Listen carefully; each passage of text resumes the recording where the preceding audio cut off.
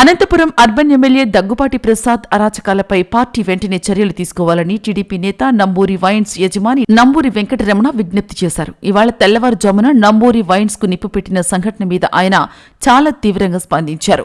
MLA Daggubati అనుచరులు మా మద్యం దుకాణం వద్దకు వచ్చి గొడవ పడ్డారన్నారు. దీనిపై ఎమ్మెల్యే కూడా ఫోన్లో మాట్లాడి దుర్భాషలాడారన్నారు.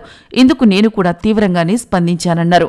దీన్ని మనసులో పెట్టుకుని మద్యం దుకాణం తగులబెట్టాలని చూశారని, సీసీ కెమెరాల్లో కూడా ఎమ్మెల్యే అనుచరులు ఉన్నారన్నారు. మద్యం దుకాణం లాటరీలో వచ్చినప్పటి నుంచి నాపై ఇలాంటి సంఘటనలు జరుగుతూనే ఉన్నాయన్నారు. గంగారాం కూడా 20 లక్షలు డిమాండ్ చేశారన్నారు.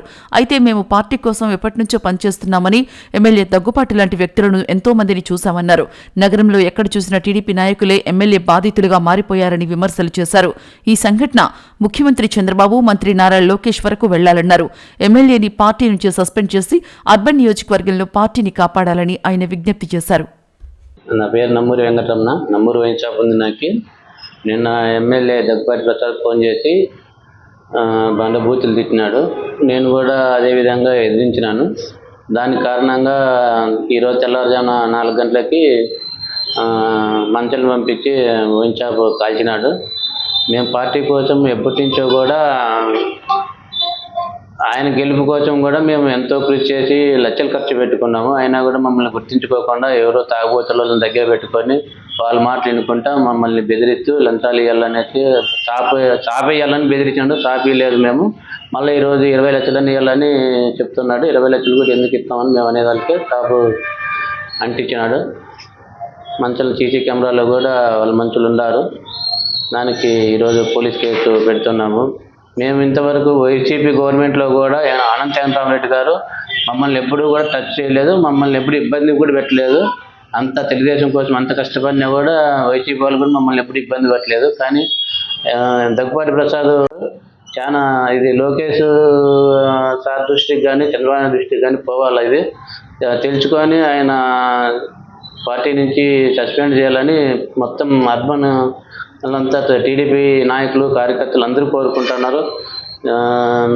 చంద్రబాబు నాయుడు సార్కి, లోకేష్ సార్కి ఒకటే చెప్తున్నది, వెంటనే ఆయన చర్యలు తీసుకొని పార్టీని సస్పెండ్ చేయాలనేసి అందరూ కోరుకుంటారు. మీరు కూడా అదే విధంగా చేయాలని మేము వైసీపీ ఎమ్మెల్యేలు కూడా ఇంతగా బరి తెగించలేదు. ఈయన బరి తెగించినట్టు టీడీపీలో కూడా ఎవరూ లేరు. ఈయన ఒక్కడే ఏమో అంత పోటుగాడు అన్నట్లు బెదిరిస్తున్నాడు అందరు. నేను అది కొంత చంద్రబాబు నాయుడు గారు తెలుసుకొని సస్పెండ్ చేయాలని కోరుకుంటున్నాము. ఈ వైన్ షాప్ కాడి నుంచే, వైన్ షాప్ నాకు తగిలినప్పటి నుంచి గంగారావు అనే అతను నాకు వైన్ షాప్ తగులుతానే అక్కడే జేఎన్టీయూలోనే నువ్వు వచ్చి ఎమ్మెల్యేని కలిసాలా అనేసి బెదిరించినాడు ఆడేను. అయినా కూడా మేమేమి ఎవరికి బెదరలేదు. ఆ రోజు నుంచి ఈ రోజు మేము పార్టీ ఎప్పటి నుంచి వాడు నిన్న మన ఈ పొద్దు వచ్చినాడు. మేము 40 ఏళ్ళ నుంచి ఉన్నాం పార్టీలో. పార్టీ కోసం ఎంతో కృషి చేసినాం. ఎంతోమంది ఎమ్మెల్యేలను గెలిపించినాం. ఎంతోమంది ఎమ్మెల్యేలకి, ఎంపీలకి మేము మా సహాయశక్తులుగా కృషి చేసినాం.